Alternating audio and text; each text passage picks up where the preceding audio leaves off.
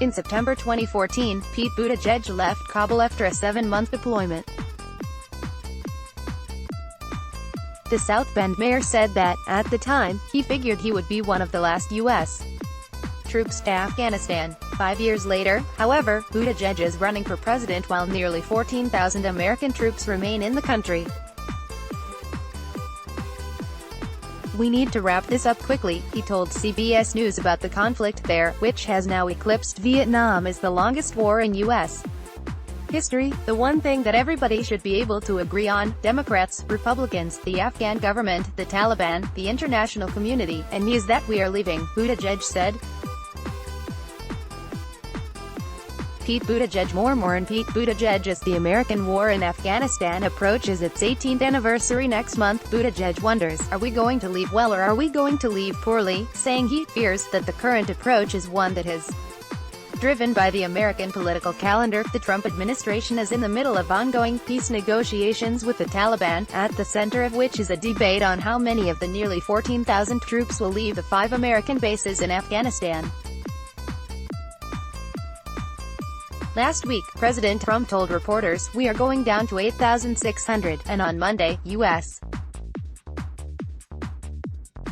Special Representative Zalmay Khalilzad told an Afghan news network that an agreement in principle has been reached to withdraw 5,000 U.S. troops.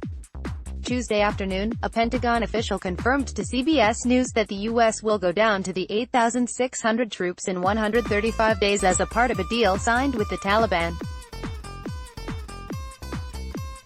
The White House has not yet confirmed details of the arrangement, and the agreement is not final until Mr. Trump signs off on it. Buttigieg said he wants to draw down to the minimum required residual force, and to him, that means having a highly limited force with special operations or intelligence capability like we might have in any number of places around the world. The 2020 presidential candidate said the purpose should be making sure that the American homeland is protected, adding, "Beyond that, we really need the Afghan government to stand on their 2 feet. South Bend, Indiana mayor serves with the Navy Reserves in Afghanistan. In 2014, Buttigieg's presidential campaign. The peace talks between the Trump administration and Taliban representatives have so far excluded the Afghan government. An agreement could potentially lead to the Taliban, a group that has committed numerous human rights abuses and still controls vast swaths of the country, once again taking power in Kabul. Buttigieg said, "We should welcome the Taliban to be a part of the Afghan government, provided they are willing to lay down their arms and participate in a pluralistic democratic government." But he cautioned that, "We need to make sure they are serious. I think the reality is there needs to be leverage in order to make sure that they live up to their commitments," Buttigieg said, "but that leverage doesn't have to be provided by the U.S. alone." In the long run, Buttigieg thinks Afghanistan can be a U.S. ally because of similar desired outcomes and aligned interests. But if the Taliban are part of the government in Kabul, Buttigieg would not want the U.S. to continue sharing intelligence. "I would be very skeptical that we can trust the Taliban with sensitive intelligence," Buttigieg said. "It is mostly for counterterrorism that we engage in that region to begin with." Buttigieg spent time in Afghanistan in 2009 as a civilian advisor helping with economic issues. 5 years later, after he had been elected mayor, he was deployed as a naval intelligence officer working with a unit to disrupt financial cells of terrorist networks.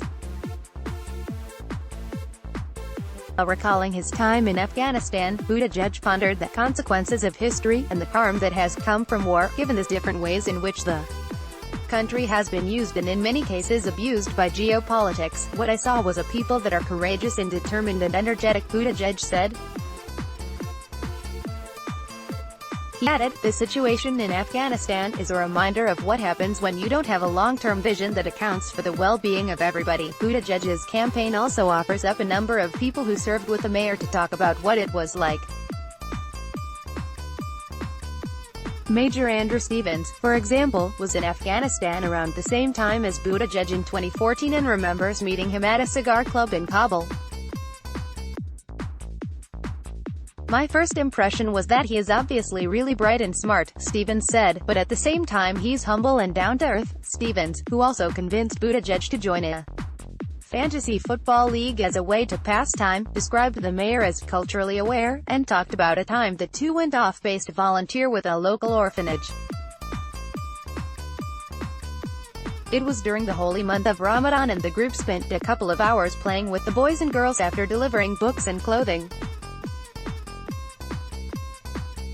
Stevens, who was fasting that day, said during the lunch hour, everyone else was eating. Stevens said he wasn't sure if Buttigieg was also fasting but remembers that he was at least conscious of that and did not eat in that situation. Lieutenant Commander Charles Murray, who spent most of his 23-year military career in the Navy and was in the same reserves unit with Buttigieg in Illinois, described him as straightforward, with a very calm presence. He never got riled, Murray said, but he also had a good sense of humor about things. Murray said that he always votes for Republican or Libertarian candidates and disagrees with Buttigieg on a wide range of issues.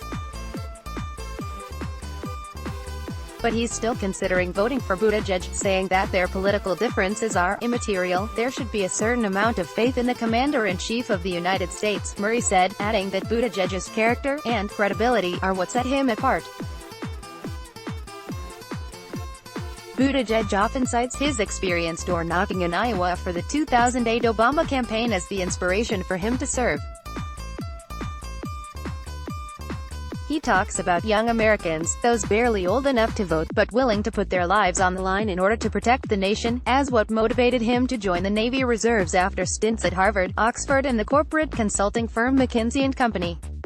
Regardless of whether he wins the presidency, Buttigieg said he wants to retire in 2054, the year he would turn 72.